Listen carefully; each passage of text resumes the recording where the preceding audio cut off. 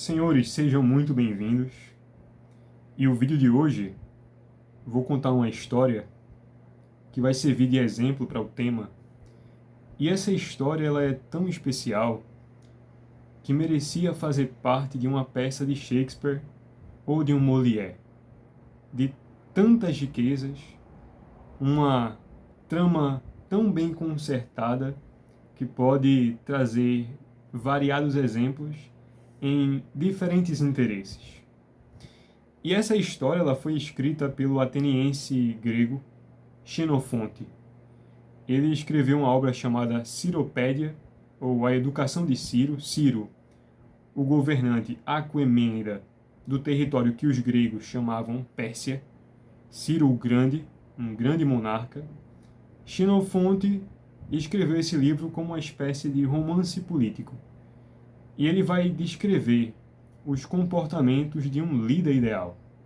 E esse romance, em tons mesclados de forma ficcional e alguns retalhos da realidade, não sabemos com exatidão a porção correspondente do real, se realmente aconteceu aquilo, ou se é apenas uma criação de uma imaginação prodigiosa de Xenofonte. Mas, ao que tudo indica, muitos relatos da época também foram embelezados pelos súditos, por súditos que vieram em tempos após o governo de Ciro. E essa história, que está nos capítulos, a partir do capítulo 5 da Ciropédia,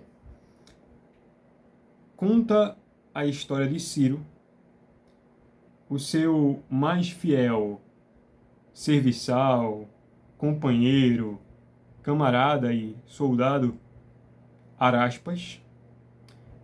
Conta a história do rei de Susiana, que se chama Abradantas, e a sua esposa, Panteia. Como é que tudo isso começa? O rei Ciro, tendo saído das suas terras, indo até a Pérsia, entra em guerra com a Síria. E nessa guerra, Ciro traz os espólios. E dentre esses espólios de guerra está a esposa de Abradantas, Panteia. Panteia, antes de ser conduzida pela guarda de Ciro até a sua posse, ela é encontrada por Araspas em seu pavilhão. Araspas diz que, chegando ao pavilhão e percebendo algumas mulheres no chão, todas utilizando vestes iguais, não conseguiam discernir logo de início quem era a senhora. E nesta cena, Araspas está diante de Ciro, contando essa história. E ele diz: Ciro, tu vistes a mulher que trouxemos? E Ciro diz: não. E Araspas prossegue: ela estava em seu pavilhão, rodeada de outras mulheres, mas a princípio não conseguíamos distinguir. E pedimos para que ficassem de pé. Todas ficaram. Mas logo discernimos quem era, pela beleza, a robustez e a honestidade, vai dizer Araspas. E Araspas observa que as suas vestes, as roupas dela, estavam manchadas de água, porque as lágrimas lhe caíam do rosto e percorriam todos os vestidos. E Araspas diz, através do que estava à frente daquele espólio: não tem mais, porque sabemos da virtude do teu marido, Abradantas.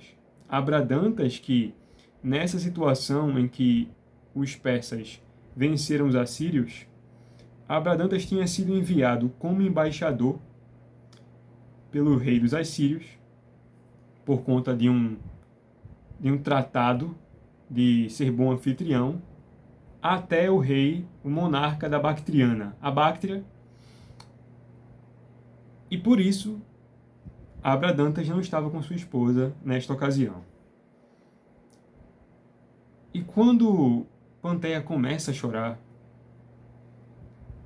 e tentam consolá-la, dizem: o teu marido ele é honesto, é um bom homem, mas melhor é o rei Ciro, a quem agora pertences. E ela, ao ouvir isso, rasga o seu véu, e todas as outras também, suas criadas, rasgam. E depois de fazer isso, Araspas põe milhares de exclamações. Ciro, nós nunca vimos uma mulher com aquela beleza. Certamente é extraordinariamente a mulher mais bela de toda a Ásia. Tu deverias vê-la. E Ciro, escutando pacientemente a história da sua própria conquista através do seu mais fiel servidor, diz: agora que tu me disses isso, eu não irei vê-la. E Araspas se pergunta: Senhor, por quê? E Ciro vai dizer: se utilizo como desculpa para ir vê-la a sua beleza, logo encontrarei a ocasião para vê-la novamente. E vendo-a novamente, passarei a me entreter com a sua beleza, a sua formosura, e descuidarei dos meus deveres. E quando Ciro faz isso, eu me lembrei de um soneto de Camões que descreve essa captura das tentativas maliciosas do amor em fisgar um curioso. Camões vai dizer: como quando do mar tempestuoso o marinheiro, laço e trabalhado, de um naufrágio cruel já salvo a nado, só de ouvir falar nele o faz medroso. E julga que em que veja bonançoso o terrível mais sossegado, não entre nele mais, mas vai, forçado, pelo muito interesse cobiçoso. Assim, senhora, minha alma, que de vós nunca se aparta, jurando, né, de não mais em outra ver-me, em outra tempestade, dá-me por preço ver-vos, faz tornar-me. Minha alma que de vós nunca se ausenta, dá-me por preço ver-vos, faz tornar-me. Donde fugi tão perto de perder-me. Então Camões vai associar um marinheiro que, tendo sofrido um naufrágio, à vista do mar, depois que passa a tempestade, naquela bonança, estando de fora, não queira mais entrar no mar. Tem medo de se afogar novamente, de passar por uma situação de quase morte. Mas ele vai, forçado, pelo muito interesse cobiçoso. Então ele vai comparar o olhar da mulher, que ele estava falando, dedicando neste soneto, a uma tempestade. Porque a alma de Camões nunca se ausentava dela, na sua vista. Então vai dizer: olha, minha alma que de vós nunca se ausenta, dá-me por preço ver-vos, faz tornar-me. Donde fugi tão perto de perder-me, na tormenta da vossa vista.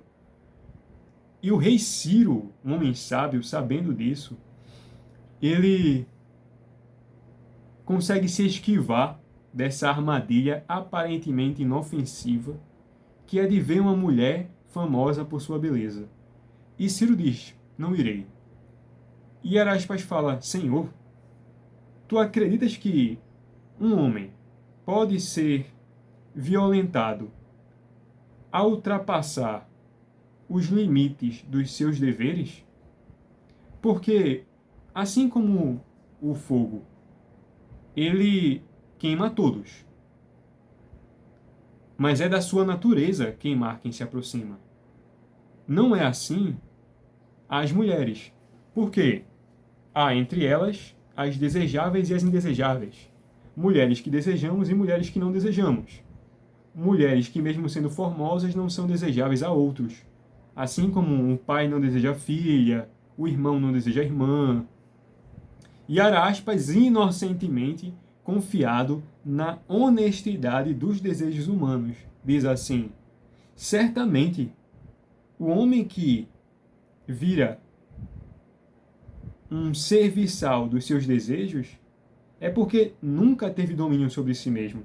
Porque um homem poderoso, tendo posse de ouro, de cavalos e de bonitas mulheres, essas coisas lhe atingem injustamente.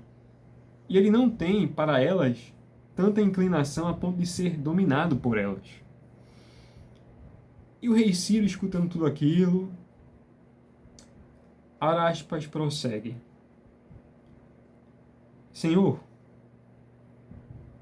o amor não é assim, pois nós escolhemos quem queremos amar. E Ciro responde: Olha, eu já vi muitos entre aqueles que amam, que não querendo mais amar, não conseguem mais deixar de amar, estão aprisionados, mesmo que em muito sofrimento. Então, ainda desejando a morte, não a atendem e passam a, ignorando tudo ao seu redor, cuidar apenas de manter aquele amor. E Araspas diz: Senhor, certamente não é assim comigo, porque eu tenho te servido há muitos anos, e aqui estou com meu cavalo cumprindo meus deveres, para atender o que me pedes. Certamente eu não sou influenciado por tais usos, por tais caprichos.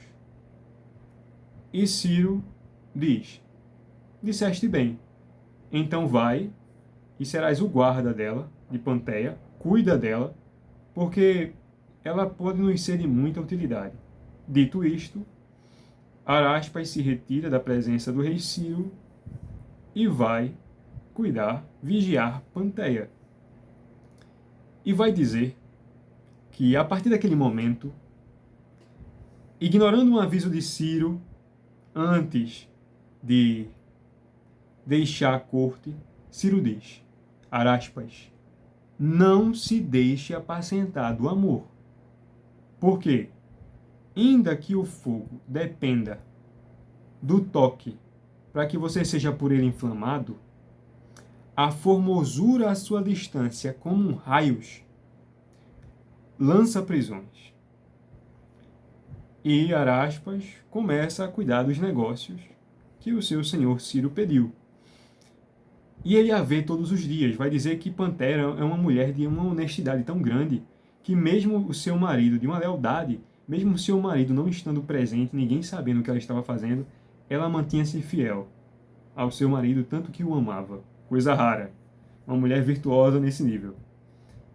E o rei Ciro sempre observava isso. Chegava-lhe aos ouvidos, ainda que ele não fosse vê-la. Araspas passa todos os dias vigiando Panteia. E diz que ele começa a ceder, porque Panteia cuidava muito bem dele. Os favores que ele fazia para ela era automaticamente retribuído por suas criadas. E até quando ele estava doente, vai dizer que Panteia cuidava dele. E passando o tempo, o homem aparentemente impenetrável, que era Araspas, passa a desejar Panteia com a pouca força que havia para continuar resistindo-a. E, desejando-a com tanta intensidade, começa a querer fazer solicitações para que ela o veja à parte e ele possa declarar o sentimento dele. E Panteia sempre recusando. E sendo alvo de tantas investidas do insistente vigia, do guarda, ela cuidava de que não se anunciasse ao rei Ciro, que a hospedava, para que os dois amigos não se separassem, não houvesse uma discórdia. Mas chega um dia que Araspas perde o controle e afirma, por claras insinuações, de que se ela não ceder, ele a tomaria à força e a violentaria. E Panteia, cuidosa disto, já preocupada, vê que não tem outra alternativa e envia um eunuco até o rei Ciro. O rei Ciro, assim que escuta isso, ri, e ri muito. E logo rindo, manda chamar um serviçal um soldado, um guarda, chamado Artabazo, para que, voltando com o eunuco, possa comunicar a Araspas e dizendo: olhe, não violente a mulher, mas eu concedo que você possa ter a possibilidade de convencê-la. Somente assim você poderia se apossar dela, se você a convencer honestamente. E Artabazo, voltando com o eunuco e trazendo essa mensagem para Araspas, diz: tu és um ímpio, um incontinente, essa mulher é nosso depósito sagrado. E dito isto, a fama de Araspas se espalha por toda a Pérsia, e os inimigos falam mal dele, os amigos se afastam, e isso chega aos ouvidos de Ciro. Araspas, cobrido de vergonha e de lamentos, e Ciro manda chamar. Assim que Araspas chega, Ciro diz: eu te disse, em termos abrasileirados, a formosura faz cativa deuses e os homens mais ávidos de honestidade. Eu te falei. Mas, apesar disso, eu não vou te punir. Araspas estava muito preocupado que sofreria grandes castigos de Ciro. E Araspas, sentindo-se tão presenteado com essa graça, com esse perdão real, diz: Ciro, tu és sempre o mesmo. Porque poderias me ter, com este motivo, causa de me punir, de me castigar, de me banir. Os meus inimigos já dizem que eu deveria fugir e que eu iria fugir. E os meus amigos também me difamam. E Ciro, olhando para aquela situação, sendo ele um conhecedor das fragilidades humanas, e que um homem dotado de sabedoria conhecia muito bem os limites do coração humano e de quais coisas poderiam apartá-lo do seu dever, diz: olha, podemos usar essa situação ao nosso favor. Ciro, que estava em guerra com um exército lídio e até o Egito, envia Araspas dizendo o seguinte: vamos utilizar desta desculpa, este cenário de falsa informação que está sendo divulgada sobre você por ter tentado violentar Panteia e que logo fugiria da minha face, que você vá se refugiar no exército inimigo. E eles vão acreditar em você, porque você tem motivos para isso. E estando lá dentro, você vai trazer informações para a gente. E até vai manipular as situações a nosso favor. Vai preparar eles para a guerra. E Araspas concorda. E antes de Araspas se retirar, muito feliz por poder continuar servindo ao seu senhor, diz, através de Ciro, Ciro pergunta: e quanto a Panteia? Tu suportarás a ausência dela? Ciro, com todo o bom humor do mundo, observando o sofrimento do seu soldado e não poder se apossar do que desejava, que era a mulher, e a mulher fiel a seu marido, não cedia. E Araspas vai dizer: Senhor, eu reconheço pela filosofia que fora-me ensinado através do amor, que eu tenho duas almas. E se uma das almas possui boas inclinações, se ela é boa, terá inclinações honestas. E se a alma é má, terá inclinações desonestas. Não posso ter duas inclinações ao mesmo tempo, uma injusta e uma justa. Portanto, Senhor, é melhor para mim me retirar. E Ciro despede. Araspas vai até o exército inimigo. E Panteia, ouvindo falar que o rei despedira o seu melhor amigo, porque Araspas era o seu amigo de infância, quando Ciro saiu da casa do seu pai, do seu avô, daquele monarca que o influenciara, ele lhe entregou a capa. Araspas era o seu melhor amigo desde a infância. E Panteia, ouvindo isso, diz, envia um eunuco a Ciro dizendo: Senhor, não vos entristeçais, porque o teu servo Araspas te deixou. Eu tenho um servo mais fiel que possa lhe ajudar nos seus negócios, o meu marido. E o meu marido, ele foi enviado como embaixador através de um rei, que esse rei que está no governo agora, ele conhece o pai dele. Mas esse mesmo rei tentou nos separar. Então, que te sirva a fidelidade do meu marido. E Ciro concede, manda chamar Abradantas.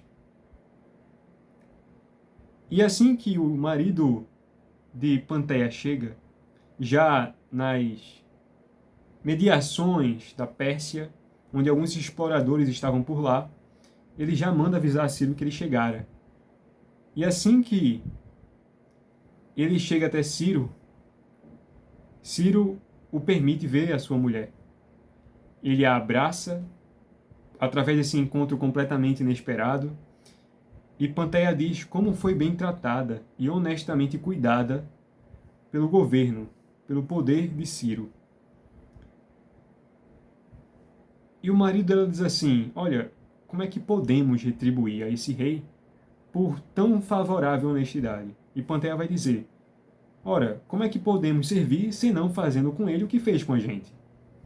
E assim, Araspas, ainda invadindo e como vigia, como espia no exército inimigo, não retorna, mas o marido de Panteia, o rei de Susiana, vai até Ciro, o cumprimenta, o agradece e diz, eu te serei por servo e te ajudarei nos teus negócios, porque me houveste comigo de grande honestidade. Então, que te seja favorável que o meu exército te sirva como aliado.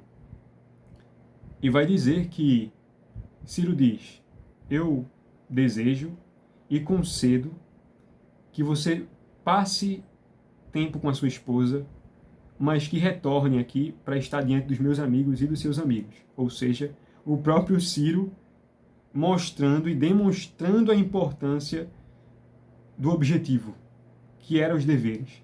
Que o homem ele não pode se entreter com caprichos e que a mulher só serve ao homem como uma sutileza, uma graciosidade pequena, num momento muito curto. Que o homem não pode estar lá em mercê daquelas graças. O próprio objetivo do homem é maior do que qualquer gracejo feminino, do que qualquer espécie de tentação que obstrua e o desvie do seu objetivo final, da sua causa primordial. Nada pode o distrair. E o rei vai para a batalha contra os lídios e os egípcios com Abradantas e o seu exército. O esposo de Panteia morre e Panteia, sabendo a notícia, ela que tinha preparado para o seu marido uma armadura de ouro que era feita das suas joias. E o rei vai dizer assim para sua esposa, Panteia, você utilizou as joias que eu te dei para fazer essas armaduras para mim? Ela disse, eu não utilizei a melhor, mas das que eu utilizei, melhor joia me é você estar tão belo assim. Então, e o rei olha para ela totalmente comovido antes da guerra e fala que os deuses me façam merecer que eu seja seu. E Panteia chorando diz assim, entre todas as mulheres que possam amar os seus maridos, não há uma mais do que eu. Então, era uma verdadeira devoção. Uma mulher com tal honestidade e beleza, servindo ao seu marido, servindo ao propósito do seu marido. O seu marido é um homem virtuoso. Esta é a única condição para um homem ter uma mulher ao seu lado. Que ela geste, que ela venha a gerar dentro de si mesma como uma dupla alma, a do seu marido e a dela, para o mesmo propósito. E é por isso que os relacionamentos, hoje em dia, fracassam. Ainda que a modernidade crie na mentalidade das mulheres uma espécie de falsa independência, da qual, com toda ela, só adquire maiores frustrações. Temos um exemplo de uma mulher completamente virtuosa, que entendia a importância de servir ao propósito do marido e que não ser contra ele ou, de alguma forma, como as mulheres modernas o são, querem medir força, mas tendo em si a sua própria força, não necessitando de que os seus feitos sobrepujem ao do marido, mas sim servindo. E esse nível de serviço que uma mulher como Panteia prestou ao seu marido juntou exércitos, criou alianças, poupou da miséria e do caos. E olhando essa virtude, como o próprio Salomão disse, né, uma mulher virtuosa, quem vai achar? Pois o homem estava concentrado nos seus propósitos, assim como Ciro estava, o seu esposo também, em que o homem não pode permitir que distrações invadam os campos mais sutis, os cômodos mais guardados da sua alma, porque o desequilibraria, o distrairia e perderia a força assim, servindo constantemente a mulher. Mas para esse rei que se aliou a Ciro e tendo uma roupa completamente nova, feita a ouro, que a sua mulher providenciou, sem ele saber, como um presente, foi até a guerra e lá morre. E quando o rei Ciro, ao vencer esse exército e saquear a cidade, pergunta, olha, onde é que está Abradantas? E aí dizem, Senhor, tu não sabes? Ele foi morto e já foi levado a sua esposa. E a sua esposa está chorando no leito do rio, com algumas criadas. E o rei Ciro move a sua comitiva para lá, e ao chegar e ver Panteia chorando, desesperadamente, desconsolada, e diz que ao pegar na mão de Ciro, ao pegar na mão do rei Abradantas, a sua esposa, que estava chorando no peito do cadáver, diz que ela foi pegar a mão dele e a mão saiu do corpo, de tão deteriorado que estava. E o rei Ciro, observando tudo aquilo, diz para que ela não fique preocupada porque ele cuidaria dela e que teria tudo do bom e do melhor, para onde ela quisesse ir, ele a enviaria. Mas ela permanece chorando e pede para ficar sozinha. Todo mundo vai embora, as suas criadas também vão, e ela mantém uma única criada. E a rainha Panteia andava com um punhal, e com esse mesmo punhal guardado, ela fala à sua criada que quer ser enterrada junto com seu marido, fazer parte da mesma mortalha.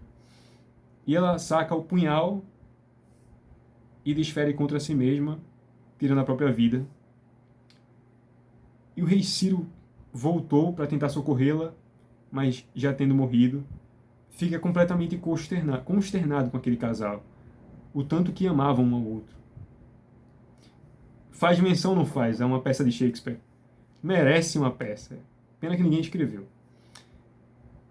E o rei ergue um mausoléu para eles e vai dizer que tem uma inscrição em alguma das colunas persas que diz o nome dela, o nome do marido e embaixo os nomes, os criados, que também atentaram contra as próprias vidas. Mas o pensamento que quero trazer nessa história é de que um homem precisa, assim como o rei Ciro, conhecer os limites da sua própria fragilidade. Ciro vai dizer, quando Araspas sai da presença de Panteia, porque ele a violentaria, tomaria força, Ciro diz em muito bom humor assim, Araspas, até eu mesmo não tenho resistência para ser indiferente na presença de belas mulheres. Ciro sabia das prioridades do seu dever, de que ele não poderia se distrair com a formosura, que tiraria dele em força, tiraria dele em propósito, tiraria dele em clareza.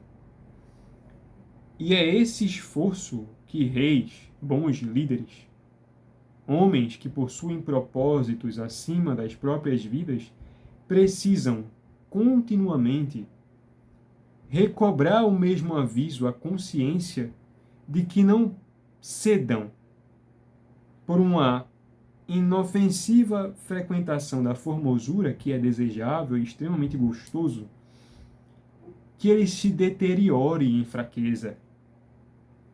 Você, homem, a maioria com certeza são homens que assistem meu canal, você não pode ceder a caprichos da formosura.